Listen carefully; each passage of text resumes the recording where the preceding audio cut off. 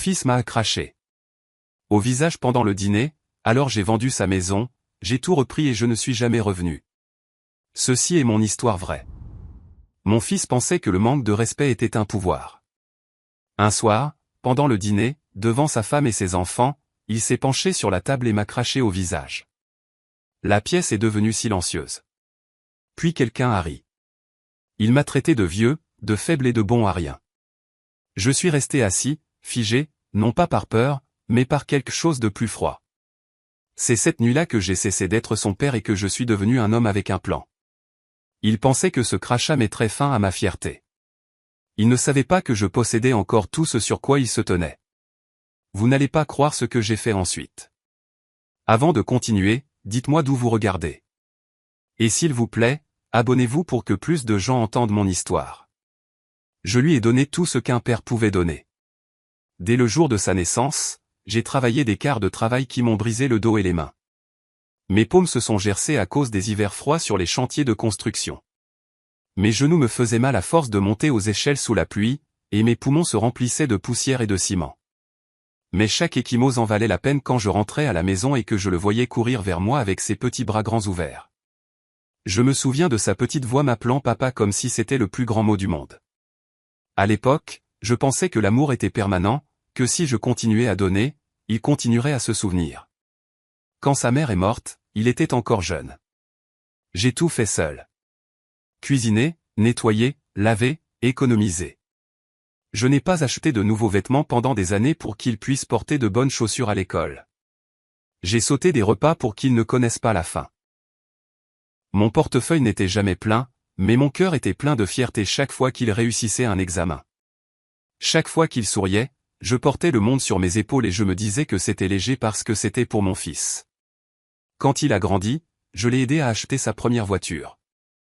J'ai co-signé tous les prêts, payé les frais cachés, couvert l'assurance et même aidé à effectuer son premier versement hypothécaire. Je lui ai dit de garder son nom propre, de respecter l'argent, de rester humble. Il a hoché la tête, a dit oui, mais ses yeux étaient déjà ailleurs, à la poursuite de quelque chose de plus grand, de plus brillant. Au fil des ans, j'ai remarqué les changements. Il a cessé de demander comment j'allais, a cessé d'appeler à moins d'avoir besoin de quelque chose. Au début, je me suis dit qu'il était juste occupé. Le travail, le mariage, le stress. J'ai trouvé toutes les excuses qu'un père pouvait trouver pour un fils qu'il refusait de voir clairement. Mais lentement, j'ai commencé à réaliser quelque chose de terrible. Il avait appris à prendre sans rien ressentir. Lui et sa femme venaient dîner tous les dimanches. Elle regardait autour de la maison en chuchotant de petits commentaires sur les meubles, les rideaux, la vieille odeur de l'endroit. Je faisais semblant de ne pas entendre. Mon fils se vantait de ses nouveaux gadgets, de ses nouveaux vêtements, de ses bonus, des choses que je l'avais indirectement aidé à obtenir. Je souriais même quand ça faisait mal, parce que c'est ce que font les pères. Nous sourions à la trahison bien avant qu'elle ne soit appelée ainsi. Mais le temps a une façon cruelle de montrer la vérité. Chaque faveur que je faisais est devenue une attente. Chaque facture que je payais est devenue invisible. Ils ont cessé de dire merci. Ils ont cessé de me traiter comme l'homme qui avait construit leur monde. Je suis devenu un arrière-plan. L'homme qui n'existait que pour subvenir à leurs besoins. Pourtant, je suis resté silencieux. Je me suis dit que la patience était de l'amour. Je me suis dit qu'un jour peut-être, quand il aurait son propre enfant, il comprendrait. Mais la compréhension n'est jamais venue. Le sentiment de droit, si. Il a commencé à me parler avec moins de gentillesse, plus d'arrogance. Il faisait des blagues sur mes vieux vêtements, ma démarche lente, mes yeux fatigués. Sa femme riait. Je faisais semblant de ne pas remarquer. Quand je lui ai donné la maison, ma propre maison, je pensais lui donner une base, une chance de commencer fort. Mais il l'a traité comme un trophée. Il a invité des invités, organisé des fêtes et agi comme s'il l'avait construite de ses propres mains. Quand j'y restais, je sentais que je n'étais plus le bienvenu. Comme si j'étais juste un rappel d'un passé qu'il voulait oublier. Et même alors, je lui ai pardonné parce que je me suis dit, c'est mon fils. C'est ce que je disais toujours quand les gens me disaient qu'il ne le méritait pas. C'est mon fils. Quand les voisins chuchotaient qu'il était arrogant et égoïste, je le défendais. Il est jeune, disais-je. Quand sa femme levait les yeux au ciel en entrant dans une pièce, je disais, peut-être qu'elle est fatiguée. Je trouvais des excuses comme un imbécile, espérant que la gentillesse pourrait guérir la cruauté. En y repensant maintenant, j'ai réalisé la vérité. Je n'ai pas élevé un homme. J'ai élevé quelqu'un qui pensait que la compassion était une faiblesse. J'ai élevé quelqu'un qui confondait l'humilité avec l'échec. Et la nuit où il m'a craché au visage n'était pas la première fois qu'il me manquait de respect. C'était simplement la dernière fois que je l'ai permis. Toutes ces années, je lui ai tout donné. Ma force, mes économies, mon âme. Mais cette nuit-là, quand le crachat a touché ma peau et que les rires ont rempli la pièce, j'ai réalisé que je lui avais donné une chose de trop. Mon pardon. C'est à ce moment-là que ça s'est terminé. Les années que je lui ai données sont devenues les années que je récupérerai. Et pour la première fois de ma vie, j'ai décidé d'arrêter d'être son père et de commencer à être quelque chose de bien plus froid. C'est arrivé un dimanche soir. Le genre de soirée qui était censé signifier la famille, la chaleur et la paix. La table était pleine. Sa femme avait invité ses amis, ses parents, même quelques-uns de ses collègues. Ils riaient fort, trinquaient et parlaient de vacances, de voitures et de promotions. J'étais assis tranquillement au bout de la table dans mon vieux pull, celui avec une petite déchirure près de la manche. Il était confortable, familier, le genre de choses qui portaient des souvenirs. Mais dans cette maison, le confort était devenu un crime. Le dîner a commencé comme n'importe quel autre. Poulet rôti, purée de pommes de terre, des rires qui semblaient trop polis pour être réels. Je me suis versé un verre d'eau, mes mains stables, mais mon cœur lourd. Mon fils était assis en face de moi, sa femme à ses côtés, lui chuchotant des choses à l'oreille entre de faux sourires. Je pouvais sentir son jugement, la façon dont ses yeux me scrutaient comme si j'étais un étranger qui n'avait pas sa place. Puis ça a commencé. Une blague, petite au début. Mon fils m'a regardé et a dit, « Papa, peut-être que tu devrais arrêter de t'habiller comme ça. Tu donnes un air bon marché à l'endroit. » La table a ri. Même sa femme a gloussé, couvrant sa bouche comme si cela rendait les choses meilleures. J'ai souri faiblement, faisant semblant de ne pas avoir entendu. J'ai atteint mon assiette, espérant que le moment passerait. Mais ce n'est pas le cas. Les blagues ont continué. Les vieillards comme toi devraient prendre leur retraite de tout, même de manger, a dit son ami. Et ils ont tous ri à nouveau. Mon fils ne les a pas arrêtés. Il s'est joint à eux. Chaque rire était comme un clou enfoncé dans ma poitrine. Ma fourchette tremblait. J'ai gardé les yeux sur mon assiette. J'ai pensé que si je restais silencieux, il s'ennuierait et passerait à autre chose. Au lieu de cela, il s'est penché plus près. « Tu sais quoi, papa, dit-il, la voix dégoulinante d'arrogance. Tu es assis là comme si tu comptais encore. Mais ce n'est pas le cas. Tu es fini. Je ne te dois rien. » Les mots ont profondément coupé, mais avant que je puisse répondre, il a craché. C'était soudain, chaud, vif. Le son a résonné dans le silence qui a suivi. Une goutte a touché ma joue et a glissé jusqu'à mon col. Pendant un moment, je n'ai pas pu bouger. La table s'est figée. Sa femme a haleté doucement, mais pas d'horreur, d'amusement. Et puis sont venus les rires. Les mêmes rires qui s'étaient moqués de mes vêtements, de mon travail, de mon âge. Maintenant, ils se moquaient de ma dignité. Je suis resté assis là, à regarder mon assiette. Mon cœur était une tempête, mais mon visage est resté calme. J'ai pris ma serviette, je me suis essuyé le visage doucement et je l'ai regardé. Je n'ai pas parlé. Je n'ai pas juré. Je n'ai même pas cligné des yeux avec force. Parce que dans ce silence, quelque chose à l'intérieur de moi a changé pour toujours. Ce n'était pas seulement le crachat. C'était tout ce qu'il représentait. C'était chaque nuit où je rentrais à la maison avec les mains cassées pour lui acheter un jouet. Chaque fois que j'ai sauté un repas pour qu'il puisse manger plus.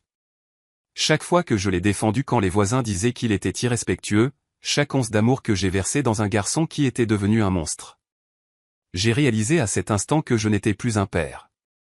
J'étais un serviteur qui avait survécu à son utilité, un symbole d'humilité qu'il voulait effacer de leur nouvelle vie brillante. Et si j'avais parlé alors, cela aurait signifié mendier un respect que je n'aurais jamais dû demander. Alors je suis resté silencieux.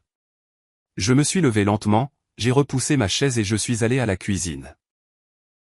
Mes jambes étaient lourdes, mais mon esprit était vif. Je pouvais encore les entendre rire derrière moi. Sa femme chuchotant, il est si dramatique. Les mêmes personnes qui avaient mangé la nourriture que j'avais achetée, vécu dans une maison que j'avais payée et porté des vêtements que mes économies avaient aidé à acheter. Maintenant, ils se moquaient de moi comme si j'étais un divertissement. Je me suis tenu près de l'évier, regardant mon reflet dans la fenêtre. Le vieil homme qui me regardait n'était pas faible. Il attendait. L'humiliation ne m'a pas brisé. Elle m'a endurci. Elle a forgé quelque chose de nouveau, quelque chose de plus froid que la colère. Parce que la colère brûle vite. Mais l'humiliation, elle gèle. Et quand elle fond, elle remodèle tout ce qui l'entoure. Quand je me suis retourné, je les ai vus encore en train de parler, ignorant ce qu'ils venaient de faire. Ils pensaient que le vieil homme dont ils se moquaient resterait assis tranquillement pour toujours. Ils pensaient que je reviendrais le dimanche suivant, en faisant semblant que tout allait bien. Ils se sont trompés. Cette nuit-là, je n'ai pas dormi. Je me suis assis dans ma petite chambre, les lumières éteintes, rejouant le moment dans mon esprit. Pas le crachat, pas les rires, mais le son de mon propre silence. Parce que j'ai réalisé que le silence peut être plus fort que la vengeance. Au matin, je savais exactement ce que j'allais faire. Ce dîner ne m'a pas seulement brisé. Il a construit l'homme qui entrerait dans le bureau d'un avocat le lendemain. Calme, délibéré et prêt à effacer toute trace de miséricorde qu'il avait jamais montrée. Quand je suis arrivé dans la cuisine cette nuit-là, les rires de la salle à manger résonnaient encore à travers les murs. Ils étaient étouffés par la distance, mais assez vifs pour percer chaque centimètre de ma fierté. Je me suis tenu près du comptoir, les mains tremblant légèrement, non pas à cause de l'âge ou de la faiblesse, mais à cause de quelque chose de plus froid. L'humiliation. L'humiliation pure et non filtrée. Je pouvais encore sentir la chaleur du crachat sur ma joue. Je l'ai essuyé à nouveau, bien qu'il soit déjà parti, comme si j'essayais d'effacer le moment de ma peau. Mais des moments comme ça ne s'effacent pas. Ils restent. Ils sculptent. Ils pourrissent de l'intérieur. La cuisine sentait le poulet rôti, le beurre et le vin. Le même dîner que j'avais payé. J'avais acheté chaque ingrédient comme je le faisais toujours, pensant que subvenir à leurs besoins était de l'amour. Pensant que donner était la même chose qu'être apprécié, je me suis tenu là, regardant les assiettes à moitié pleines, les verres qu'ils avaient touchés, les rires qu'ils avaient partagés, et ça m'a frappé. J'avais construit ce confort. Chaque chaise, chaque cuillère, chaque mur portait mes empreintes digitales. Et pourtant, ils étaient assis là à rire comme si j'étais un fardeau, comme si je n'avais pas ma place. J'ai regardé autour de la cuisine les photographies sur le réfrigérateur. Anniversaire, vacances, remise de diplôme. Dans toutes, j'étais là, dans le coin, souriant tranquillement. Toujours en arrière-plan, toujours l'homme derrière leur succès, derrière leur sourire, derrière leur confort. Je pensais que l'amour était un service.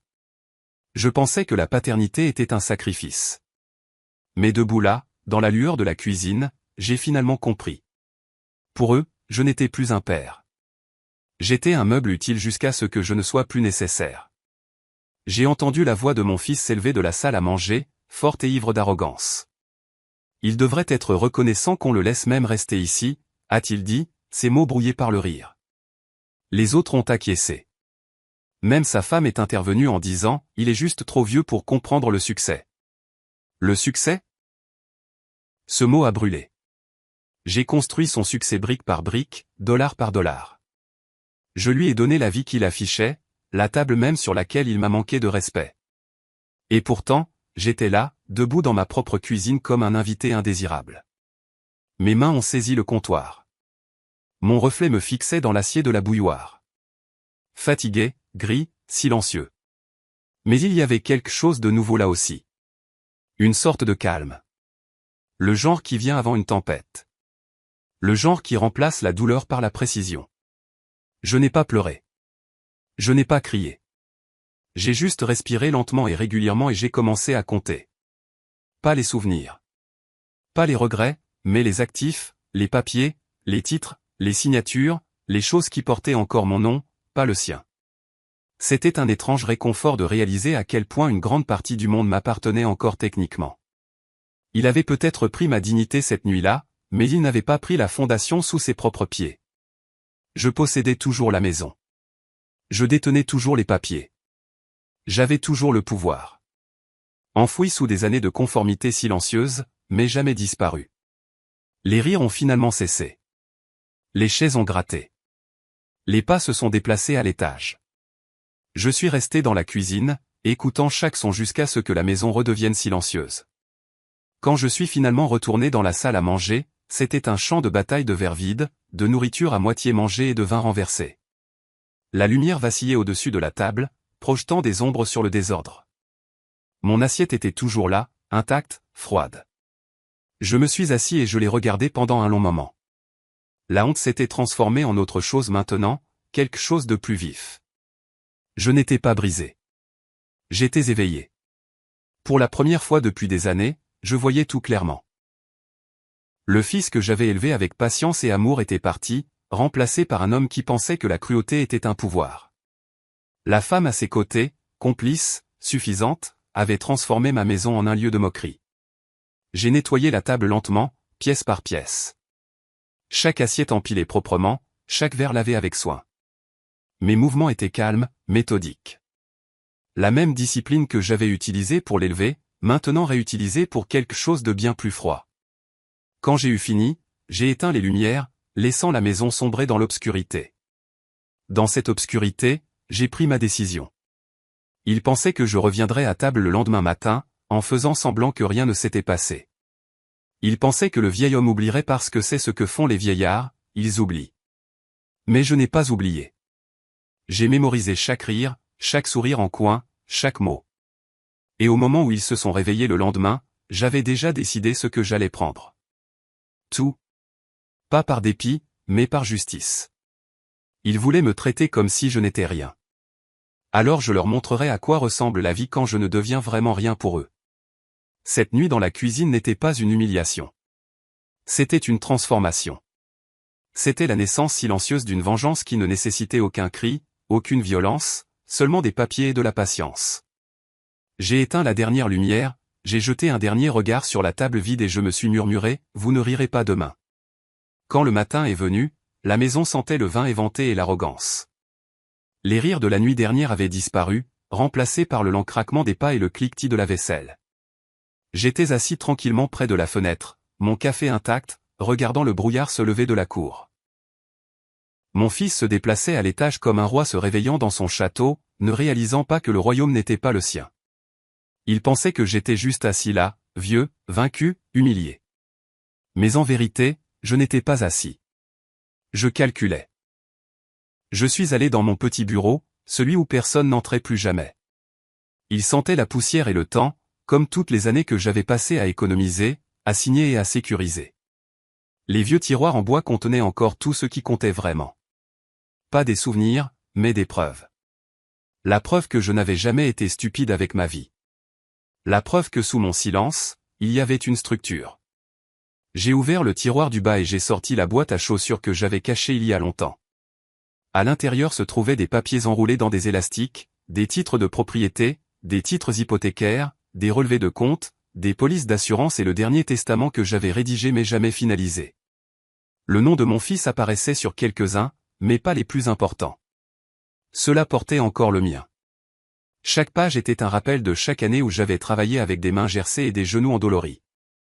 Chaque ligne d'encre était écrite avec sacrifice. Quand j'ai acheté cette maison, j'étais plus jeune, plus fort et fier de l'appeler chez moi. Je n'aurais jamais imaginé qu'un jour le même toit que j'avais construit résonnerait de mon humiliation. En parcourant chaque document, j'ai réalisé à quel point l'amour vous rend aveugle. Vous donnez tout, en pensant que c'est une protection, mais tout ce que cela fait, c'est construire les murs qui vous piègent. Mes yeux se sont attardés sur l'acte de propriété de la maison. Mon nom en gras, permanent en haut. Le sien, temporaire, conditionnel en dessous. J'avais gardé la propriété discrètement, sans jamais transférer le contrôle total. Ce n'était pas de la méfiance à l'époque. C'était de la prudence. Mais maintenant, c'était le salut. Ce papier était mon arme, ma justice, ma sortie. J'ai souri faiblement pour la première fois depuis des années. Pas de joie, mais de clarté. J'ai sorti la petite clé du coffre-fort caché dans une partie creuse de la bibliothèque. Le coffre-fort s'est ouvert avec un clic silencieux, comme un battement de cœur. À l'intérieur se trouvaient les choses dont personne ne connaissait l'existence. De vieux certificats d'épargne, un carnet de comptes séparés et une lettre de la banque confirmant mon pouvoir secondaire sur chaque compte joint. Mon fils pensait que les comptes étaient son terrain de jeu, que mon nom était là par habitude. Mais les habitudes ont des conséquences, et j'étais sur le point de transformer cette négligence en une leçon. J'ai tout étalé sur le bureau dans l'ordre nécessaire. Acte de propriété, coordonnées bancaires, actions, titres de voiture, assurance. Ma vieille alliance était même là, lourde d'ironie. Ce n'était pas seulement des choses. C'était des années, des décennies. Les morceaux d'une vie construite à partir de rien d'autre que de la volonté. Et en les regardant, j'ai réalisé que tout ce qu'il avait, sa maison, son confort, son soi-disant pouvoir, existait grâce à moi. Chaque centimètre de cette maison était imprégné de mon travail. J'ai pris mon stylo et j'ai commencé à écrire. Pas une lettre, pas des excuses, juste une liste, un plan. J'ai écrit des noms. L'avocat, l'agent immobilier, le directeur de la banque, les seules personnes à qui je parlerai dans les jours à venir. Pas de cris, pas de menaces, pas de scène.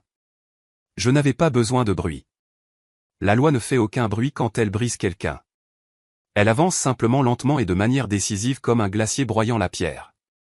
La maison était à moi. Le terrain en dessous était à moi. Les comptes étaient à moi pour les geler. Les paiements à moi pour les rediriger. Et pourtant, je ne me sentais pas triomphant. Je me sentais calme. Le genre de calme qu'un homme ressent quand il a été blessé trop longtemps et qu'il arrête enfin de saigner. Je n'étais pas après la vengeance. J'étais après la paix. Ma main a effleuré un cadre photo dans le coin du bureau. Mon fils enfant, souriant, les bras autour de mon cou. Pendant un instant, quelque chose de doux s'est tordu dans ma poitrine. Ce petit garçon m'avait fait confiance une fois. Il m'avait regardé avec amour, pas avec haine. Quelque part entre cette photographie et la nuit dernière, il s'était transformé en quelqu'un d'autre. Et peut-être moi aussi. L'amour m'avait aveuglé une fois. Plus maintenant. J'ai mis la photo face contre table. Puis j'ai ouvert mon carnet et j'ai écrit 3 mots en haut d'une page blanche. Comptez ce qui compte. Ce n'était pas l'argent. Ce n'était même pas la propriété. C'était la dignité. La seule chose qu'ils ne pourraient jamais voler à moins que je ne les laisse faire. Je leur avais donné du confort, du temps et du respect. Mais pas ça. Plus maintenant. Le stylo s'est arrêté. Mon plan était prêt. Je savais ce qu'il fallait faire, qui il fallait appeler et quand cela devait se produire.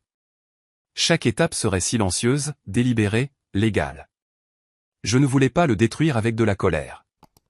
Je voulais qu'il se détruise lui-même en réalisant à quel point son confort avait été fragile, à quel point il avait été le mien tout du long.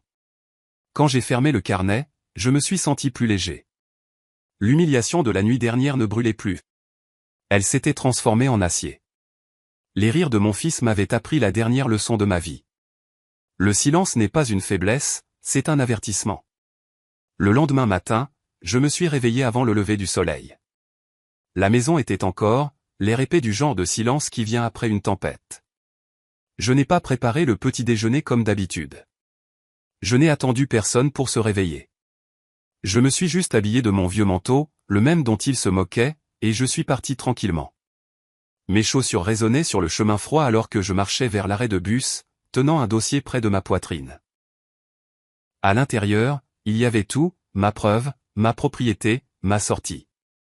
Quand je suis arrivé au bureau de l'avocat, la greffière m'a regardé comme si j'étais un autre vieil homme fatigué avec une petite plainte. Mais quand j'ai posé le dossier sur son bureau et que j'ai demandé Monsieur Peterson, l'associé principal, son expression a changé. Elle a vu le sérieux dans mes yeux, le genre qui ne vient pas de la confusion, mais de la certitude. Monsieur Peterson m'avait aidé pour des questions de propriété il y a des années. Il était plus âgé maintenant aussi, gris et patient, le genre d'homme qui comprenait le silence mieux que les mots. Il m'a conduit dans son bureau et je me suis assis en face de lui. Il est temps, ai-je dit. Il n'a pas demandé d'explication. Il a simplement ouvert le dossier. Pendant les 2 heures suivantes, nous avons examiné chaque document, chaque ligne, chaque signature. Je m'étais préparé pour ce moment avec précision. La maison, les comptes, l'assurance, tous encore liés à moi, tous encore sous mon contrôle final. Nous avons rédigé les papiers lentement. le nouvel accord de vente, le transfert de propriété, la clôture des comptes joints. Chaque coup de stylo ressemblait à une reprise de souffle silencieuse. Il m'a demandé si je voulais avertir mon fils, mais j'ai secoué la tête. Non, ai-je dit. Laissez les papiers parler. Parce que c'est ça la légalité. Elle ne crie pas. Elle n'avertit pas. Elle arrive juste. Et quand elle le fait, il n'y a pas de retour en arrière possible. Au fil des heures, les signatures se sont accumulées. Des témoins sont venus et repartis, des tampons ont été apposés sur le papier comme les derniers clous dans un cercueil. Chaque clic du stylo était un autre pas loin de l'homme qui m'avait craché dessus. Un autre pouce de distance entre qui j'étais et qui je devenais. Quand tout a été terminé, Monsieur Peterson m'a regardé attentivement. « Vous êtes sûr de ça ?» a-t-il demandé. J'ai hoché la tête. « Il apprendra » ai-je dit simplement. Pas par la douleur, par la perte. J'ai quitté le bureau et je suis allé directement à la banque. Le directeur là-bas me connaissait depuis des années, depuis que j'avais ouvert mon premier compte.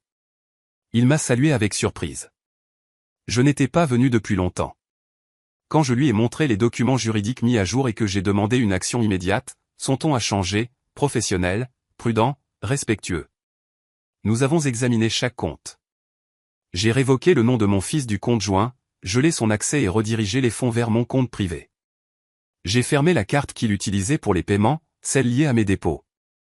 J'ai mis à jour l'adresse postale, changé les codes de sécurité, remplacé les mots de passe. Tout était maintenant à moi seul. Il se réveillerait demain dans un monde qui ne le reconnaîtrait plus. Ce n'est pas la vengeance qui m'a guidé. C'était l'équilibre. Il avait transformé ma confiance en humiliation, mes soins en faiblesse. Mais maintenant, les balances étaient équilibrées. Non pas parce que j'ai crié, non pas parce que je me suis battu, mais parce que j'ai utilisé les outils silencieux qu'il a sous-estimés. La loi, après tout, n'a pas besoin d'émotion. Elle n'a besoin que de clarté. Au moment où je suis sorti de la banque, le soleil était haut. Le monde continuait comme si rien n'avait changé. Les voitures passaient, les enfants riaient, les oiseaux chantaient, mais mon monde avait complètement changé. Le pouvoir qu'il pensait détenir avait disparu, remplacé par un silence qui m'appartenait. Je suis resté un long moment devant le bâtiment, sentant le vent d'hiver contre mon visage. Il ne faisait plus froid. Il était propre, honnête, comme un air que je n'avais pas respiré depuis des années. De retour à la maison avait l'air la même. Toujours debout, toujours sa fierté. Mais les papiers dans mon manteau racontaient une autre histoire. Sur le papier, elle était à moi. Entièrement, légalement, intouchablement à moi. Il pouvait se moquer de moi, me manquer de respect, même m'oublier. Mais il ne pourrait jamais changer l'encre. Cette nuit-là, ils ont ri à nouveau dans le salon, pensant qu'il régnait toujours sur l'espace que j'avais construit. J'étais assis tranquillement dans ma chambre, écoutant, tenant les documents comme une arme secrète. Ils ne le savaient pas encore, mais leur monde avait déjà été vendu. Leur rire était du temps emprunté. Et alors que j'éteignais ma lampe et fermais les yeux, je me suis murmuré, non pas avec colère, mais en paix. La maison est à moi. Le silence est à moi et demain la vérité sera à eux. Le matin est venu de la même manière qu'il le faisait toujours, avec la lumière du soleil qui se glissait à travers les rideaux et les oiseaux qui gazouillaient à l'extérieur de la fenêtre. Mais ce matin-là, quelque chose était différent. La maison semblait immobile, trop immobile. Pas de radio dans la cuisine. Pas de café en préparation. Pas de bourdonnement paresseux de la vie normale. J'étais déjà éveillé depuis des heures, assis sur ma chaise, mon manteau plié sur mes genoux, attendant. Je n'attendais pas une bagarre. J'attendais le son de la prise de conscience. Le moment où le monde qu'il avait construit sur l'arrogance commencerait à s'effondrer. De ma chambre, j'ai entendu les pas à l'étage, lourds, confiants, insouciants. Le bruit d'un homme qui croyait encore posséder tout ce sur quoi il marchait. Je l'ai entendu se diriger vers la porte d'entrée, les clés cliquetant dans sa main, prêt pour une autre journée de travail, prêt à porter la fierté comme une armure. Puis une pause, une longue. Des papiers ont bruissé. Sa voix a résonné faiblement, confuse au début, puis irritée. « Qu'est-ce que c'est que ça ?» marmonna-t-il. Le ton a changé rapidement. L'irritation s'est transformée en incrédulité. L'incrédulité s'est transformée en peur. Le premier avis qu'il a trouvé était de la banque. Une lettre officielle, polie, froide et dévastatrice. Le compte joint avait été fermé, les fonds déplacés, son accès révoqué. Il a immédiatement appelé la banque, la voix s'élevant alors que j'étais assis tranquillement sur ma chaise. Je pouvais entendre la sonnerie faible, puis ces mots. Il y a une erreur. C'est mon compte. Mais la loi ne reconnaît pas les cris. La voix à l'autre bout du fil a dû lui dire ce que je savais déjà. Il n'y avait pas d'erreur. Son nom avait été supprimé. Tout était juridiquement contraignant, irréversible. Il a descendu le couloir en trombe, ouvrant les tiroirs, cherchant les chéquiers qui n'étaient plus valides. Son visage est apparu à ma porte, pâle, paniqué, plein de questions qu'il n'osait pas poser à voix haute. Je l'ai regardé une fois, calme et imperturbable, puis j'ai reporté mon regard sur la fenêtre. Je n'avais pas besoin de dire un mot. Mon silence était une réponse plus tranchante que toute accusation. Il a quitté la maison en hâte, claquant la porte derrière lui. Le bruit du moteur de sa voiture a brisé l'air calme du matin. Il est allé à la banque en pensant qu'il pourrait arranger les choses, les charmer, les intimider, les mêmes tours qu'il avait utilisés sur moi. Mais le pouvoir ne plie pas le papier. Au moment où il est arrivé, les transactions avaient déjà été compensées, les transferts scellés, les signatures attestées. Ses comptes avaient disparu, son crédit gelé, son accès révoqué. Le banquier, probablement nerveux mais poli, lui aurait dit « Votre père a tout finalisé hier, monsieur ». Pendant qu'il se battait contre des fantômes, une autre tempête se préparait derrière lui. L'agent immobilier à qui j'avais parlé la veille avait déjà commencé le processus de mise en vente de la maison.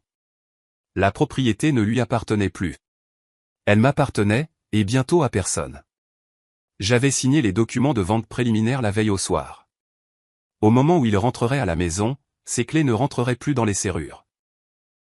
J'imagine son visage quand il est arrivé, la confusion laissant place à l'horreur alors qu'il trouvait des déménageurs sur le porche. Des étrangers transportant des cartons par la porte qu'il pensait autrefois être la sienne. Il aurait crié, exigé, menacé. Toutes les choses que les hommes fiers font quand leur contrôle leur échappe. Mais chaque homme avec un presse-papier lui aurait montré les mêmes papiers. Mes papiers, mon nom, ma signature. Quand il m'a finalement cherché, j'étais parti. J'étais parti des heures auparavant, marchant tranquillement sur la route avec une seule valise et la dignité qu'il ne pouvait pas me prendre. Je n'ai pas attendu de le voir s'effondrer. Je n'en avais pas besoin. Le son du moteur de sa voiture s'estompant dans la panique derrière moi était suffisant. Le monde a une étrange façon de s'équilibrer quand la vérité suit son cours. À la tombée de la nuit, la maison était vide, les lumières éteintes, l'allée silencieuse. Mon téléphone a vibré avec des appels auxquels je n'ai pas répondu. Des messages remplis d'incrédulité, de rage, de supplication. Je l'ai éteint. Il n'y avait plus rien à dire. Il m'avait craché dessus devant sa famille, riant comme si j'étais une relique d'un autre temps. Maintenant, il apprendrait ce que le silence peut faire, comment il se déplace comme une marée. Lent mais imparable, reprenant tout avec lui. J'ai passé cette nuit-là dans un petit motel en périphérie de la ville. La chambre était simple mais paisible. Le bourdonnement du chauffage et le calme de la solitude m'enveloppaient comme une armure. J'ai regardé par la fenêtre la rue vide et j'ai réalisé que je n'avais plus de tristesse, juste de la clarté. La même clarté qui vient quand on cesse enfin d'aimer les gens qui ne vous voient que comme un outil. Le lendemain matin, je serais parti pour de bon. Nouvelle ville, nouveau nom, nouvelle paix. La maison dans laquelle il avait craché n'était plus qu'un numéro de transaction entre les mains de quelqu'un d'autre. Et moi, l'homme dont il s'était moqué, j'étais libre. Le contre-coup n'est pas venu d'un seul coup. Il a commencé lentement, comme des fissures se formant dans le verre. Silencieux, invisible, mais se propageant rapidement. Le monde que mon fils avait construit sur l'ego et la fierté empruntée a commencé à s'effondrer sur lui-même, morceau par morceau. Il n'a pas seulement perdu la maison. Il a perdu l'illusion qu'il était intouchable. Chaque appel téléphonique, chaque coup à la porte, chaque lettre dans la boîte aux lettres était un autre rappel que l'homme dont il s'était moqué, le vieil imbécile sur lequel il avait craché, avait été celui qui tenait sa vie ensemble depuis le début. Le deuxième matin après mon départ, les déménageurs ont fini de vider la maison. À midi, les serrures avaient été changées, les papiers du nouveau propriétaire déposés, et le rire de mon fils, le même rire cruel et moqueur qui avait autrefois rempli ces murs, n'était plus nulle part. Les voisins se tenaient dehors en chuchotant. Ils avaient tout vu. Il l'avait vu se vanter, rabaisser, parader sa richesse comme une couronne. Maintenant, il le voyait debout devant sa propre maison, criant sur des hommes qui ne prenaient même pas la peine de répondre. Certains secouaient la tête. D'autres souriaient tranquillement. Parce que dans les petites villes, le karma n'a pas besoin d'une scène. Il se produit sur les pelouses.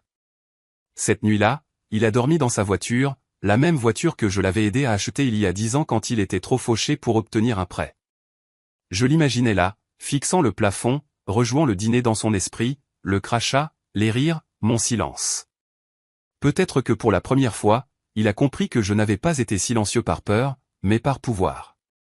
Un pouvoir qui venait de la connaissance, de la patience, d'avoir construit quelque chose qu'il n'a jamais appris à apprécier. Le 3e jour, sa femme était partie. Elle a fait ses valises tranquillement, laissant une note sur le siège à côté de lui qui disait « Tu as tout gâché ». Peut-être qu'elle le blâmait. Peut-être qu'elle a réalisé qu'elle avait épousé un homme qui pouvait détruire son propre père et s'attendre encore à ce que le monde lui pardonne. Mais le monde ne pardonne pas l'arrogance. Il attend juste son moment. J'ai entendu plus tard par des chuchotements, par le bouche à oreille, qu'il avait essayé de me trouver. Il est allé au bureau de l'avocat, à la banque, même à la police. Ils lui ont tous dit la même chose. Votre père a agi dans son droit. C'est la beauté des papiers. Ils ne se soucient pas des émotions. Ils n'ont pas besoin de crier. Ils mettent simplement fin aux choses légalement, tranquillement, pour toujours. Les appels ont continué pendant des semaines après ça. Je n'ai jamais décroché. Parfois, j'écoutais les messages vocaux, cependant. Je pouvais entendre le changement dans sa voix, de la colère à la supplication, de la supplication au désespoir. Papa, s'il te plaît. J'ai fait une erreur. S'il te plaît, j'ai besoin d'aide. Le même homme qui m'avait craché au visage suppliait maintenant à travers la statique, la voix brisée comme un enfant. Mais je ne le détestais plus. La haine prend de l'énergie, et j'avais passé assez de ma vie à verser de l'énergie en lui. J'ai simplement éteint le téléphone et suis retourné à mon café. La communauté est devenue froide envers lui. Le respect ne survit pas à l'humiliation, surtout quand l'histoire se répand vite. Et des histoires comme la sienne se répandent plus vite que la vérité. Les gens qu'il admirait autrefois traversaient maintenant la rue pour l'éviter. Les employeurs ne retournaient pas ses appels. Les amis ont cessé de répondre aux textos. Il est devenu ce qu'il m'avait appelé. Bon à rien. Seulement maintenant, il apprenait ce que ce mot signifiait vraiment. Pendant ce temps, je me suis installé dans un petit appartement au bord de la mer. Ce n'était pas grand-chose, mais c'était à moi. Je me réveillais tôt, j'ouvrais la fenêtre et je respirais un air qui ne portait pas le poids des rires de quelqu'un d'autre. Personne ici ne savait qui j'étais ou ce que j'avais fait. Pour eux, j'étais juste un autre vieil homme tranquille qui marchait jusqu'à la jetée tous les matins et nourrissait les oiseaux. Et c'était suffisant. Je n'avais pas besoin qu'ils connaissent mon histoire. J'avais seulement besoin de savoir qu'elle était terminée. Parfois, dans ces petits matins, je me demandais ce qu'il faisait, s'il avait appris, s'il avait changé. Mais ces pensées ne me faisaient plus mal. Elles passaient comme la marée, montant, s'estompant, laissant la paix à leur place. La colère avait disparu, remplacée par quelque chose de plus profond. La clarté. Je lui avais tout donné, et il l'avait transformé en cruauté. Maintenant, j'avais tout repris, non pas par vengeance, mais pour rappeler au monde que même l'homme le plus silencieux peut mettre fin à une tempête. Quand je regardais l'horizon, je ne ressentais aucune culpabilité, seulement du calme. Mon fils était laissé à reconstruire, à se faire face, à vivre avec l'écho de ce qu'il avait fait. Et moi, l'homme qu'il pensait faible, j'étais enfin libre. Je suis parti avant l'aube. Le ciel était d'un gris profond, calme, presque sans poids. Le genre de matin où le monde semble retenir son souffle. J'avais fait mes valises la veille. Une valise, quelques vêtements, mes papiers et une seule photographie pliée en deux. Mon fils a 5 ans assis sur mes épaules. Nous sourions tous les deux sans savoir ce que la vie deviendrait un jour. Je n'ai pas emballé de souvenirs. J'ai emballé la liberté. J'ai fermé la porte à clé, j'ai placé les clés dans une enveloppe et je les laissais sur la table. Pas de mots, pas de messages, juste le bruit du loquet qui cliquait pour la dernière fois. La route était vide alors que je marchais vers l'arrêt de bus. Les lampadaires bourdonnaient faiblement, projetant des flaques de lumière jaune pâle sur le trottoir. Chaque pas que je faisais semblait plus léger que le précédent. Derrière moi se trouvait la maison où j'avais vécu, ri et été humilié, un endroit qui était passé de maison à champ de bataille. Devant moi se trouvait quelque chose de bien plus simple. La paix. Pas la vengeance, pas le triomphe, juste la paix. Le genre de paix qui coude tout mais qui rend le silence. Le bus est arrivé en retard, ses freins soupirant alors qu'il s'arrêtait devant moi. Le chauffeur, un homme de l'âge de mon fils, m'a salué d'un signe de tête. Long voyage, a-t-il demandé. J'ai souri faiblement. Le plus long jusqu'à présent, ai-je dit. J'ai pris une place près de la fenêtre. Le cuir était craquelé et froid.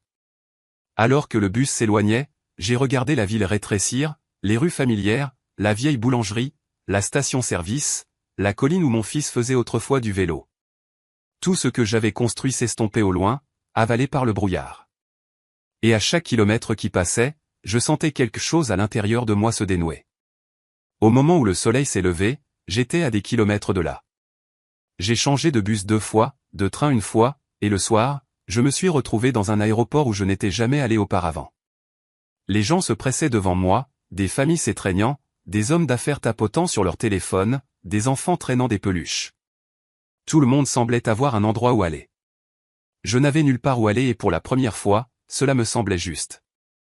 Je ne fuyais pas. Je disparaissais. Il y a une différence. Fuir signifie la peur. Disparaître signifie le choix. Au comptoir, la femme a demandé ma destination. J'ai levé les yeux vers le tableau des départs, des dizaines de villes clignotant en lettres vives, et j'en ai choisi une au hasard. Lisbonne, ai-je dit. Je n'y étais jamais allé, je n'en avais même jamais rêvé. Mais le mot ressemblait à une libération. J'ai payé en espèces, j'ai glissé mon passeport sur le comptoir et j'ai pris le billet.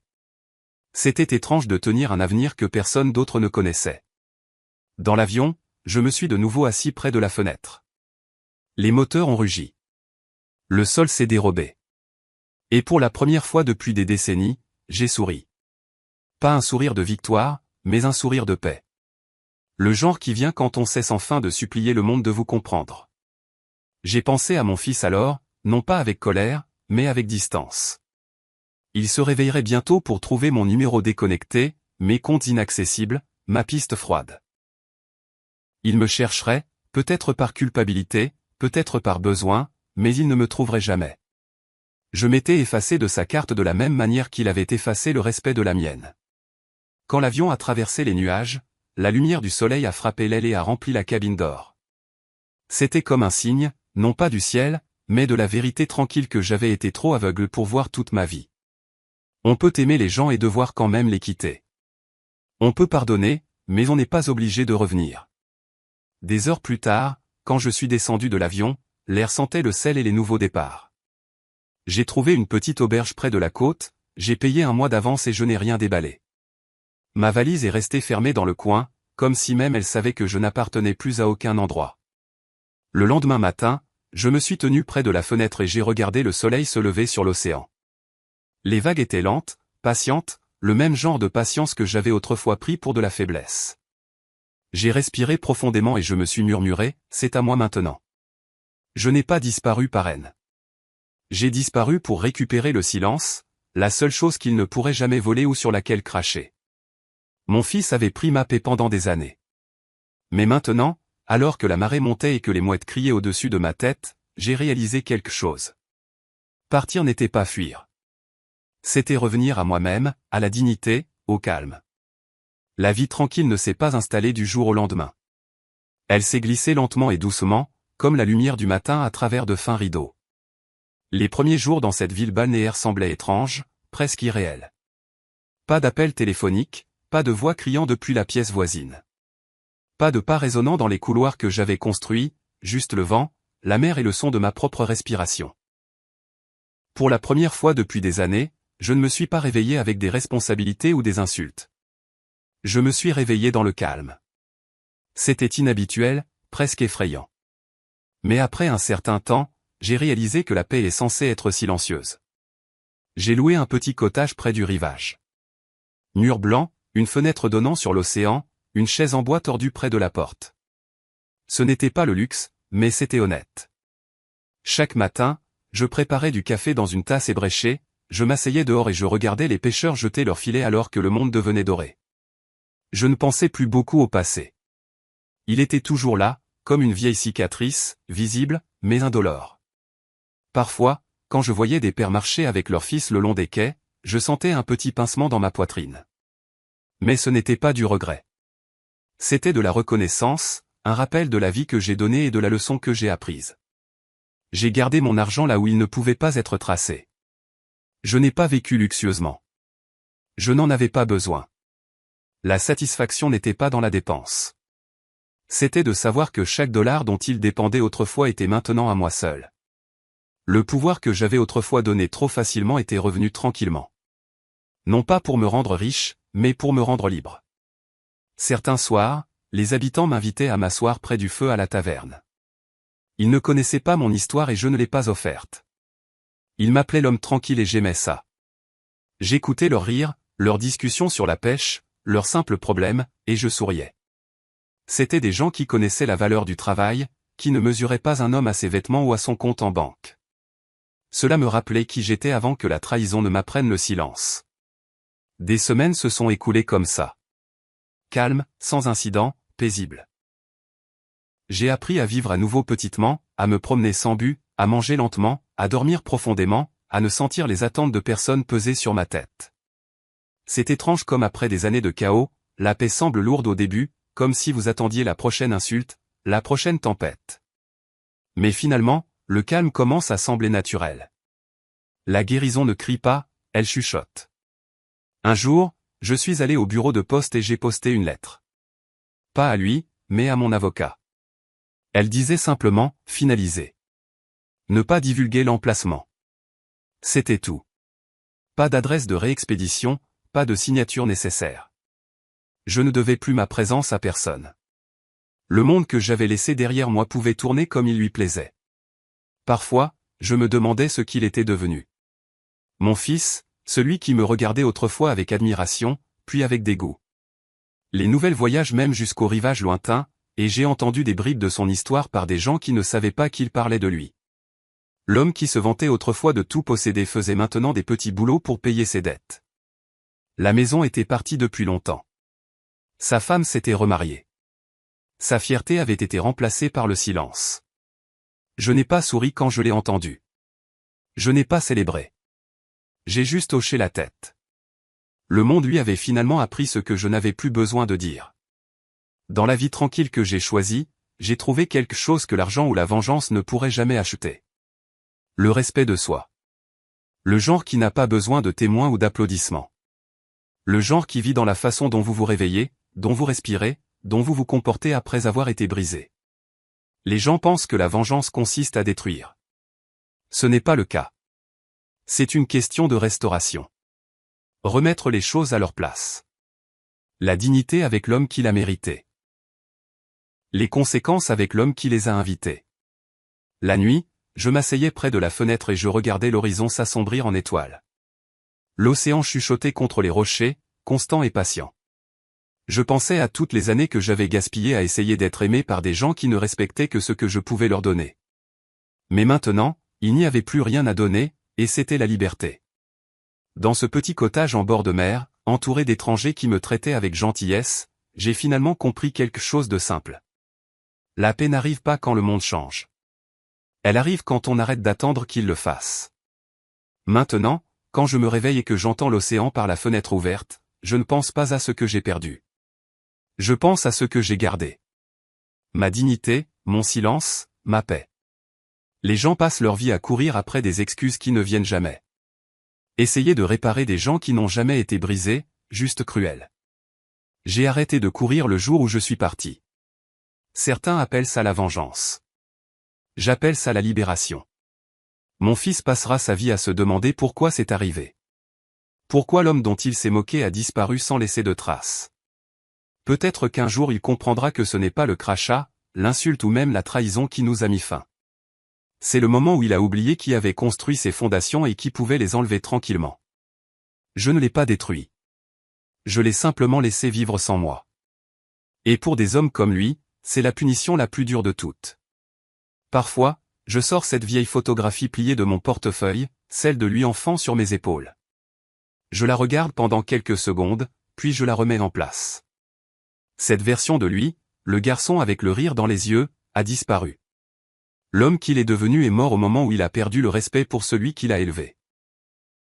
J'ai enterré ce souvenir il y a longtemps, non pas par colère, mais par pitié. J'ai construit une vie, je l'ai perdue et j'en ai construit une autre. Cette fois, plus silencieuse, plus petite et plus forte. Je n'ai pas besoin d'applaudissements pour ce que j'ai fait. Je n'ai besoin de personne pour convenir que c'était juste. Parce que la paix n'est pas quelque chose qu'on vous donne. C'est quelque chose que vous reprenez quand personne ne pense que vous le pouvez. J'ai laissé derrière moi la maison, la richesse, le bruit. Mais ce que j'ai vraiment laissé derrière moi, c'est la faiblesse. Maintenant, je vis simplement, je respire librement et je dors profondément. Je n'attends pas le pardon et je n'en offre aucun. Le monde est calme quand on cesse d'attendre l'équité. Il m'a craché au visage en pensant que ça me briserait. Au lieu de cela, ça m'a réveillé. J'ai vendu sa maison, j'ai pris tout ce qu'il avait construit grâce à mes sacrifices et je ne suis jamais revenu. Dernière pensée. Il s'est moqué de ma valeur et a ri de mon silence jusqu'à ce que le silence prenne tout ce qu'il aimait.